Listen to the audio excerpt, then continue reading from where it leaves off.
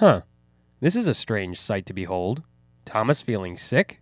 That hasn't ever happened. Just like Henry to some degree, the workman couldn't figure out what the problem was. So at that, Edward took him to the works for more diagnostics, ordered by Top Hat. I don't know, though. The works is pretty generic. Not very specific here. But with Thomas now out for repairs, another engine needed to fill in, briefly. The only one left to do so was Duck, and he was happy to help.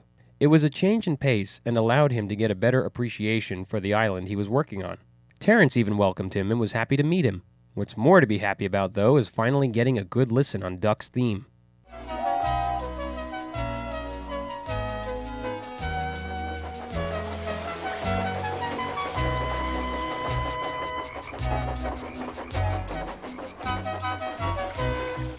It's a very calm waltz and fits Duck's attitude very well, focused and cordial.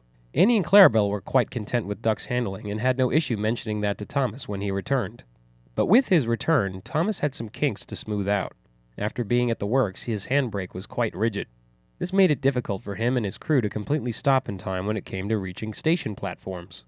The more they practiced, though, they were able to time it better. During this block of time, Thomas's fireman became sick and had to call out. A replacement took his spot, and things went on as usual, or at least so everyone thought. The fireman had forgotten all about Thomas's handbrake. He tried to stop, but he couldn't without his driver and fireman. He tried to whistle a warning, but he couldn't do that either. And by the time anyone could figure out what was going on, Thomas was far away from the station. No one knew what to do except to phone in for help. Before I continue, though, let's recall a few things here. Thomas tried to apply his brakes and whistle, but he couldn't. Still trying to determine what engines have control over and what they don't here. The operators seem to be the ones who can handle that. As for deciding to move on their own, though, this is something they can do? This topic is so fuzzy. As for the substitute fireman who was hired to operate Thomas, obviously failed at doing his job. Not sure whether he's going to have a job by the end of the day, though. Assuming that this fireman is a trained professional, making this kind of mistake is a big deal. This isn't like James's situation where two random kiddos hopped on and off James's cab. Although I must say, what is with all these runaway train incidents? Percy runs away, Old Iron, and now this? A railway that has this many uncontrolled mishaps should not be operating. Alright, so back to the current issue. The individual recruited to help was none other than Harold the helicopter. The inspector had made a plan, and together they took off into the sky.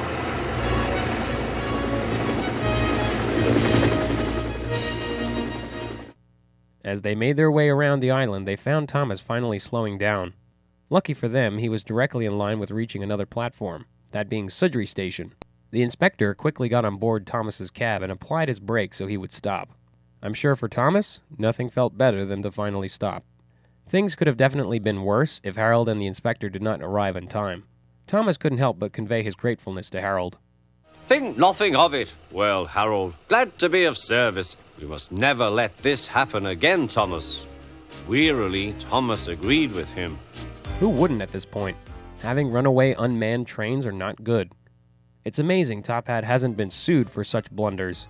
Those are dangerous situations that can cause a lot of problems physically and legally. This was an okay story. Nothing that was really silly. But the fact that this was the third time a train went rogue and walked away uncontrolled is a big problem. And I don't know who that new fireman was, but I would think his career is most likely over after this. Story-wise, the character development isn't that abundant here. If anything, Duck got acquainted with a few more characters on Sodor that he hadn't met yet. And the other being that this entry answered my question from Percy and Harold. So although Harold came across rather snooty in that story, he seems to also have a caring personality. Otherwise, he either would have been hesitant on helping out, or he would have been rude to Thomas after rescuing him. If he had said something like, "Figures, if these railways didn't exist, I wouldn't have to do things like this," that would have made this clear. Instead, though, he was happy to help, so he can't be really faulted for that. I would like to know why, though, Edward couldn't be called again to save the day.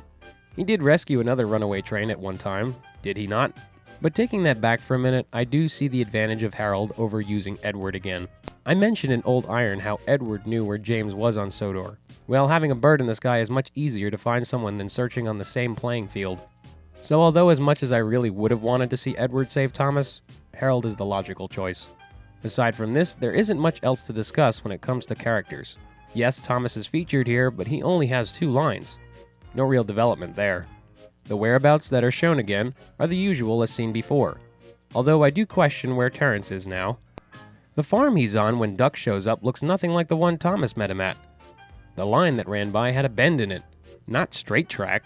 We get to revisit Elsbridge Station, which I honestly think is the nicest looking of all stations. And runner-up was Sudbury Station. Don't forget that watermill, by the way. Plus there's a closer shot of that same spot. Music was decent too this time. We hear Harold's launch sequence music again, and we finally get to hear Duck's theme without other sounds to distract us. There's also the Panic Runaway chase theme, but this is pretty much a given now. That's it here. Next episode is Percy Takes the Plunge. Thanks for watching.